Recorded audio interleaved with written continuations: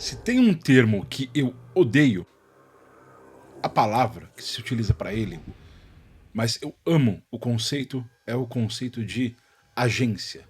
A agência do jogador. Mas eu prefiro falar que esse termo tem uma alternativa muito melhor em português, que é autonomia. A gente vai conversar hoje sobre o que é a autonomia do jogador, qual é a sua importância e quando é importante retirar a autonomia do jogador. Bora lá.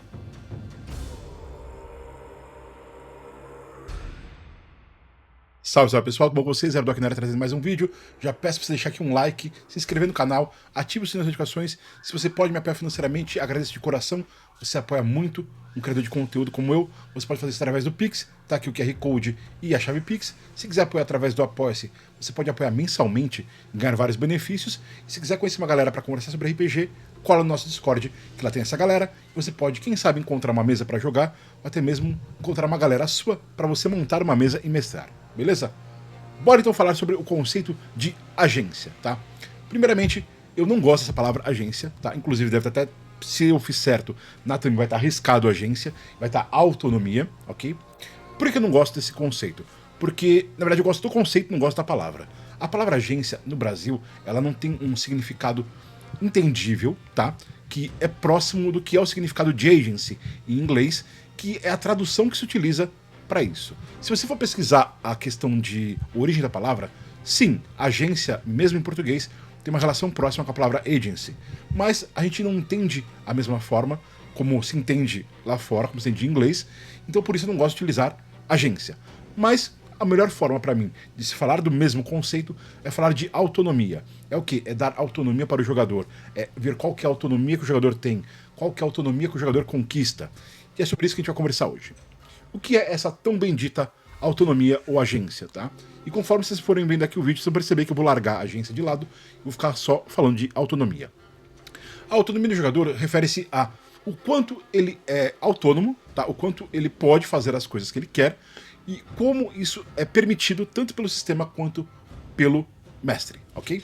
O que acontece? Um jogador descreve a sua ação, o mestre descreve as regras, o mestre escreve o resultado da ação após a jogada de dados e segue a vida. Não é só isso. O jogador ele vai dizer o que ele quer fazer.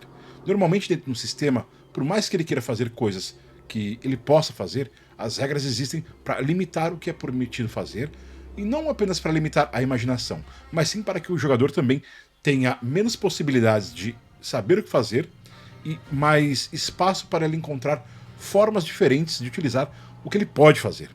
E aqui que é uma parte que é muito interessante se entender o que é essa autonomia.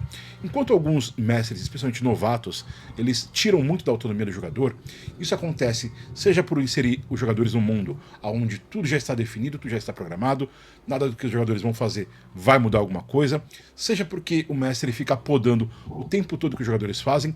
Essa mudança de atitude em relação à autonomia do jogador, ela costuma vir acompanhada da experiência do mestre. Um mestre novato, ele vai tentar controlar muito os fatores para evitar que saia muito descarrilhado o trem, tá? Que o pessoal vá muito para um caminho completamente diferente. E aí que entra a questão da experiência e o aprendizado. Conforme o mestre vai aprendendo, se sentindo mais seguro, mais confortável e confiável com o sistema e até mesmo com a mesa que ele está mestrando, ele vai entender que ele não precisa ter tanto controle assim, que muitas vezes deixar o controle na mão do jogador para ele fazer as escolhas que ele quer fazer e sofrer as consequências disso é o caminho que vai demonstrar para o jogador como ele deve conduzir-se, como ele deve agir e por que caminhos ele deve levar o seu personagem. É importante entender que um mestre pode não dar agência ou ainda autonomia para os jogadores pelo motivo da inexperiência, mas também pode ser porque o mestre é simplesmente um babaca, tá? Existem muitos mestres babacas por aí, eu ainda quero fazer um vídeo só sobre mestres babacas, mestres tiranos e outras categorias péssimas de mestre, mas um mestre babaca, ele acaba sendo um mestre que ele vai cortar muito do que o jogador pode fazer, porque ele simplesmente quer. Seja porque ele acha engraçado, seja porque ele acha divertido, seja porque ele não quer ter dor de cabeça, não quer ter trabalho. E aí começam a ter alguns conflitos, porque além do mestre impor limites no jogador, o que é importante, a gente vai entender isso já já, o sistema também impõe limites para o jogador, dependendo do sistema que você está jogando. Eu vou dar um exemplo bem simples aqui. Se você tem um personagem em Dungeons and Dragons, tá? Que é muito bem tudo setadinho, as regras são bem, de certa forma, bem rígidas, você vai querer fazer um ataque diferente. Talvez esse ataque já exista no sistema, e para você fazer esse tipo de ataque você precisa de um feat, um talento, ou você precisa ter uma habilidade, ou você precisa ter uma técnica de combate, enfim. Você precisa ter uma característica que permite você fazer esse ataque. Você não pode simplesmente fazer ele e pronto. Vou dar um exemplo aqui bem simples, ataque giratório. Você pode falar, meu personagem vai começar a girar a espada assim. Isso não significa que ele vai fazer um ataque giratório, porque o ataque giratório existe no sistema de Dungeons Dragons. Então, você fala pra mim, pô, mas o personagem é um guerreiro de nível tal e ele não sabe fazer um ataque giratório, que é a coisa mais simples do mundo? Não sabe. Porque essas são as limitações impostas pelo sistema. E o motivo dessas limitações existir não é coibir a criatividade. Não é. É poder estruturar de uma forma mais compreensível e balanceada o que cada jogador, que cada personagem é capaz de fazer e o impacto que isso causa, tá? A gente não está dizendo aqui que é errado um sistema que busque mais realismo não ter essas manobras e, ao utilizar essas manobras, você possa fazer testes variados para poder ter resultado com ela ou não. A gente está falando aqui de um sistema que tem essa parte limitada. Ele não busca ser uma simulação da realidade. Ele não é simulacionista. Ele não busca trazer uma forma expressa do que aconteceria se o personagem fizesse aquilo de verdade. Isso é bom porque dá esse equilíbrio para os jogadores, tá? Mas é péssimo também porque parece que tirar um pouquinho da criatividade do jogador. Mas, como eu disse, tem o seu lado bom e o seu lado ruim. E aí vem a questão. Um jogador que está querendo fazer muitas coisas que são fora do sistema, o mestre tem várias opções de como lidar com isso.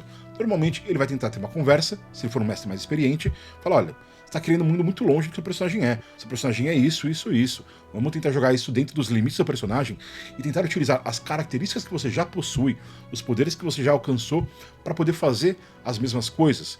E a gente pode conversar. Em alguns casos, você pode, enquanto mestre de Dungeons & Dragons, olhar para algumas coisas que eles querem fazer e falar, bem, isso ele não pode fazer, mas tal magia que ele faz tem um efeito similar. Ou ainda, tal ataque que ele sabe fazer tem um efeito muito próximo. Então conversa com o jogador, adapta isso, porque muitas vezes o que o jogador quer fazer não é exatamente algo mecânico, mas é algo muito mais estético, descritivo, narrativo. E esse é um ponto importante de entender como a autonomia pode ser trabalhada com o jogador. Você pode demonstrar para ele que sim, ele tem autonomia de fazer as escolhas que ele tem dentro do que ele quer, mas que ele não pode fazer escolhas que o personagem dele não é capaz de fazer. Isso é principalmente importante quando você está lidando com jogadores e em questão de interpretação, tá? Quem nunca passou por uma situação onde um jogador ouve uma informação na mesa, mas o personagem dele não sabe. Em determinado momento dentro do jogo, o personagem quer fazer uma ação que só condiz porque ele obteve aquela informação enquanto jogador, mas não enquanto personagem. E aí que entra a questão de dividir o que o jogador pode ou não fazer e quando tirar a agência ou ainda a autonomia do jogador. E o exercício de remoção da autonomia, ele não depende apenas do jogador querer fazer um metagaming, não depende apenas do jogador querer fazer uma situação completamente fora do que ele pode fazer. Muitas vezes a autonomia do jogador pode ser removida através do próprio jogo. E aqui eu dou um exemplo simples. Controle mental. O controle mental vai remover sim a agência do jogador. Não tem o que ele possa fazer, ou talvez tenha uma jogada de proteção, uma jogada para salvaguardar, para tentar fugir disso, e a gente está entrando aqui numa questão mais genérica, focada em D&D, tá? Eu sei que diversos outros sistemas vão ter suas formas de lidar com isso, mas aqui a gente está utilizando D&D como base para falar sobre isso, tá bom? Uma magia de dominação, ela vai controlar a mente do alvo, e normalmente ela vai ter uma salvaguarda, e uma vez que o personagem não passe nessa salvaguarda, ele será dominado. Pronto. E a partir daí, ele deve fazer uma jogada resistida normalmente a cada novo turno que se passa, a cada nova rodada, para ver se ele consegue sair dessa jogada. Existem outras condições que podem remover ele do controle mental, como por exemplo, quem está criando o controle mental ser morto, ou ainda, muitas vezes a magia para fazer controle mental é de concentração. Quebrar a concentração também pode fazer a remoção desse efeito de controle mental. Mas nem sempre é uma magia. Pode ser um veneno, pode ser uma toxina, pode ser um perfume absurdo, pode ser um encantamento, pode ser uma maldição. E é importante entender que esses momentos no qual se remove a agência do jogador, eles são importantíssimos para o jogador dar valor à sua autonomia. No momento em que a autonomia dele é perdida como consequência de seus atos, sejam eles diretamente, como por exemplo, escolher xingar um guarda de uma prisão e ser preso e não poder se libertar disso, ou ainda, ele atacar uma senhorinha que estava passando na rua que parecia um demônio, e aí ele descobre que ela, na verdade é um demônio sim, muito poderoso, e controla ele mentalmente.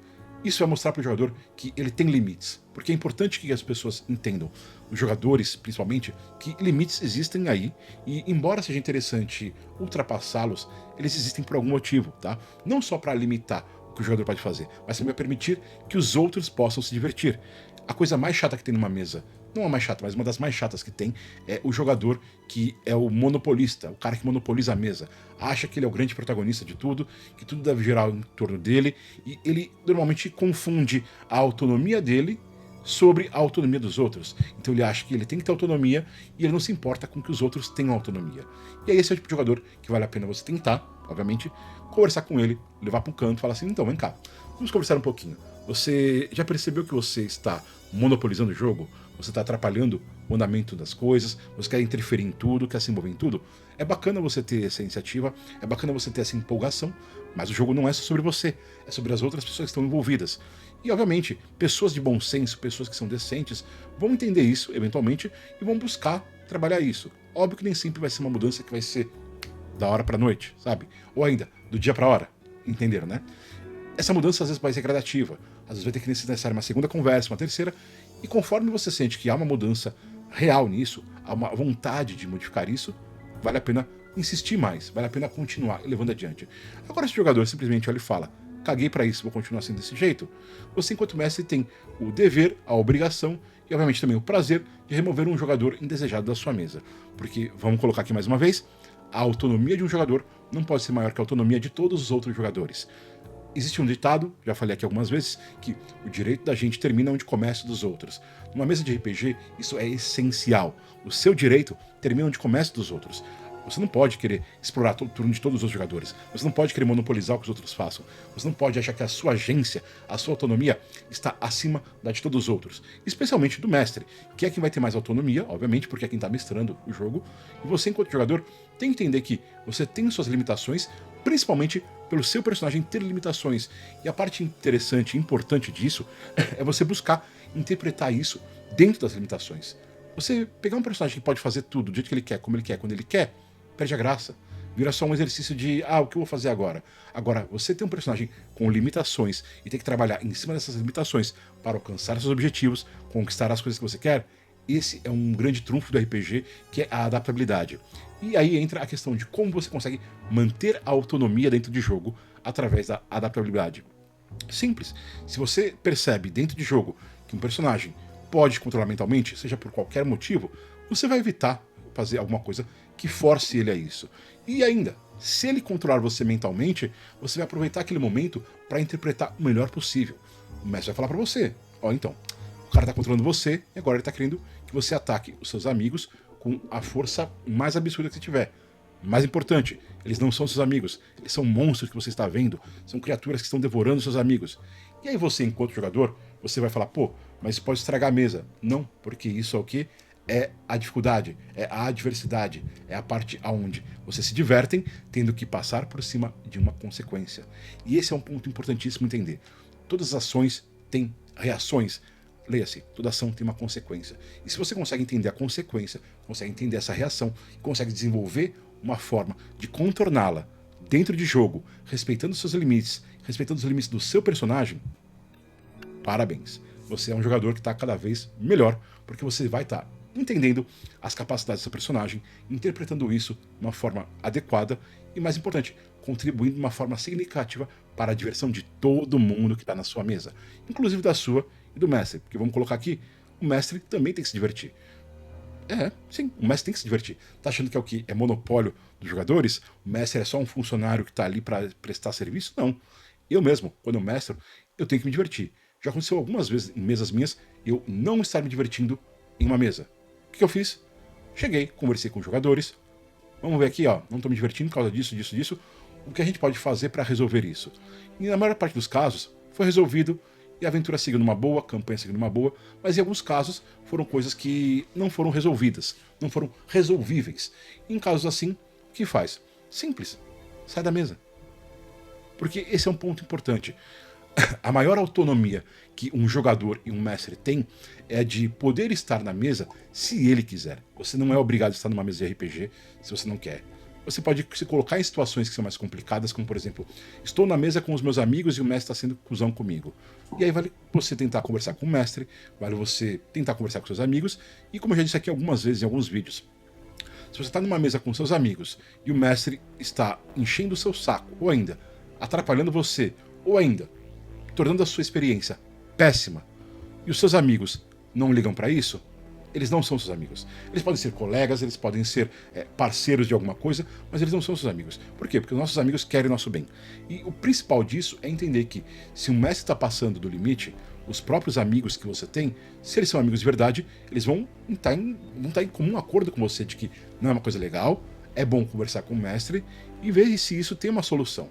E se não tiver uma solução e o mestre está fazendo isso só com você e você vai continuar na mesa, sinto muito. Você está indo para uma parte que não me adequa muito, não tenho muito como falar, que é uma coisa meio masoquista, tá? De ser maltratado e continuar no mesmo lugar. Eu nunca, na minha vida, fiquei num lugar onde eu era maltratado. Se eu sou maltratado num lugar, eu pego e faço. Vou pro outro canto. Vou jogar numa mesa aqui, o mestre é bacana, tô ali. Um jogador é ruim, eu tento resolver isso. Não consigo resolver, eu saio. Por quê? Porque a minha diversão, a minha paz de espírito é minha. E eu tenho a autonomia de conquistá-la e lutar para que ela consiga seguir da forma mais adequada possível. Então, remover a autonomia do jogador também é um exercício para que ele exercite a sua autonomia quando ela existe. Dê mais valor para isso quando ela existe. Em uma campanha onde isso pode ser frequente, talvez isso possa começar a ser chato. Mas em alguns casos isso pode ser uma ferramenta, como eu disse, não só para o jogador aprender a exercer melhor a autonomia, mas também para ele aprender como é ele não ter autonomia. E você, enquanto mestre, tem o prazer nesse momento de fazer coisas divertidas, engraçadas, malucas, mas se você utilizar isso apenas para punir um jogador, sinto muito. Você, enquanto mestre, está sendo um mestre babaca, para não chamar de cuzão, mas tudo bem, chama de cuzão do mesmo jeito. E se você é um mestre cuzão, lembra que você está jogando RPG para se divertir, para as pessoas se divertirem. Então a melhor coisa que você pode fazer é abdicar disso. Não seja mestre se você não tem capacidade de lidar com as pessoas, e se você é um jogador que não sabe lidar com a frustração, tente desenvolver isso, porque a frustração de não conseguir o que você quer, como você quer, do jeito que você quer, faz parte da vida. E se isso você consegue lidar numa mesa de RPG, você com certeza vai ter os recursos para poder lidar com isso na vida real. E isso é uma coisa importantíssima que hoje em dia está bastante em falta com os mais jovens, que é saber lidar com a frustração. Fazer uma coisa, esperar um resultado, não obter esse resultado, e ao invés de você simplesmente ficar chateado, ficar triste, espernear, gritar, chorar, você se recolher, coletar as informações, entender por que o que você fez não deu resultado, aprender com isso para que no momento seguinte, numa próxima situação, você possa saber a melhor forma de reagir, a melhor forma de tentar fazer com que dessa vez funcione do jeito que você quer. E é assim que funciona o aprendizado da vida. Por isso que é interessante que a autonomia, ela não é só uma questão de você ter liberdade, mas também ter responsabilidade com a sua liberdade. Vamos lembrar mais uma vez, RPG é um jogo coletivo, RPG é um jogo que envolve várias pessoas normalmente, e se você não tem responsabilidade com a sua liberdade, em determinados momentos ela deve ser tolhida sim.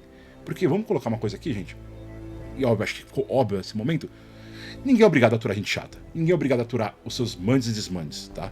A não ser que você esteja pagando por um mestre, que deve fazer um vídeo eventualmente sobre isso, você não tem tanto direito assim de exigir alguma coisa. E até com um mestre que você está pagando, um mestre de aluguel, existem limites. Não é porque você está pagando que você vai decidir o que deve acontecer ou não com os outros jogadores. Não é porque você está pagando que o mestre tem que fazer exatamente o que você quer. Porque se você está pagando para alguém para ter exatamente o que você quer, isso tem que ser estabelecido desde o começo, sabe? É um contrato a ser estabelecido. Olha só, eu estou te pagando para que você narre aventuras onde eu consiga fazer tudo o que eu quero e me dar bem. Pronto. Se você fez isso, o mestre concordou, aí é outra história. Mas normalmente não é assim que acontece, não é mesmo? Normalmente você está pagando pelo que você comprou, que é um serviço, e ele vai te prover aquele serviço. E ele vai ser satisfatório em alguns pontos ou não. E aí você vai analisar isso, como eu disse. Você pagou por algo, você esperava obter essa coisa, não conseguiu isso, você vai falar, pô, não vale a pena pagar esse mestre. Ou ainda, você vai olhar e falar assim, tá, esse mestre, eu não consigo o que eu quero com ele, mas será que eu estou me divertindo com isso? Porque é que está o segredo. Muitas vezes você acha que você quer uma coisa, mas você não sabe se você quer exatamente aquilo. E não é que o mestre seja uma super pessoa sapiente, que saiba de tudo e vá descobrir o que você quer sem que nem mesmo você saiba. Mas ao se abrir para o desconhecido, ao se abrir para as novidades, para as surpresas, é que você pode realmente começar a se divertir. Porque você vai esperar o inesperado e você vai ter que agir em cima das surpresas. E é aí que está a grande graça do RPG, na minha opinião. Não só interpretar, não só tirar bons números, tirar um 20 num ataque crítico, mas também conseguir contornar essas limitações, olhar para aquela situação que ficou muito complicada e falar, poxa, como eu posso tentar resolver isso dentro do limite que eu tenho aqui na minha ficha de personagem, dentro do limite do que o meu personagem sabe, dentro do limite das habilidades do meu personagem. E aí, quanto mais você vai desenvolvendo isso, mais você consegue separar bem a camada de jogador e de personagem. E você vai conseguir ser, com certeza, um jogador cada vez mais excelente. E para os mestres, fica aí a dica do exercício. Às vezes, remover a autonomia de um jogador é a forma de fazer com que ele possa dar mais valor para o personagem, mas ao mesmo tempo pode ser perigoso, porque pode gerar um nível de frustração que talvez ele não saiba lidar. E aí vem a questão do mestre de RPG também ser, de certa forma, um psicólogo, porque ele tem que entender e fazer essas leituras emocionais das pessoas para poder obter uma grande aventura, uma grande diversão. Porque, mais uma vez falando isso, a principal função do mestre de RPG é divertir-se e fazer com que as pessoas envolvidas também se divirtam. Lembrando, se divertir não significa apenas dar risadas, se divertir não significa apenas fazer coisas legais, engraçadas, mas sim fazer com que aquelas experiências que existam no RPG, na história que está sendo jogada, em cada ação que é tomada, nas consequências que acontecem, que isso seja significativo, seja memorável. Eu garanto para vocês que, por mais que vocês gostem da autonomia, se em alguns momentos vocês perderem essa autonomia, porque a história ficou muito bacana, esse momento vocês provavelmente vão guardar para sempre. Beleza? O vídeo de hoje é esse. É um tema, autonomia, que eu comecei a falar hoje. Eu devo trazer mais vídeos no futuro falando sobre autonomia, trazendo talvez mais exemplos, trazendo mais indicações, mas eu quero saber de vocês o que vocês acham. O que vocês pensam sobre a autonomia do jogador, a autonomia do mestre? Como vocês conseguem lidar com isso e, principalmente, como vocês conseguem lidar com a falta de autonomia? Não estou pegando aqui os exemplos onde a falta de autonomia acontece porque o mestre é ruim ou o mestre é inábil, mas sim naqueles momentos onde você, por consequência dos seus próprios atos, tem que enfrentar a falta de autonomia e você aprende a lidar isso da melhor forma e tem os melhores resultados. Deixa aqui embaixo nos comentários a palavra secreta de hoje. Já deve ter adivinhado. É autonomia, tudo maiúsculo. Nos vemos no próximo vídeo. Um abraço e falou!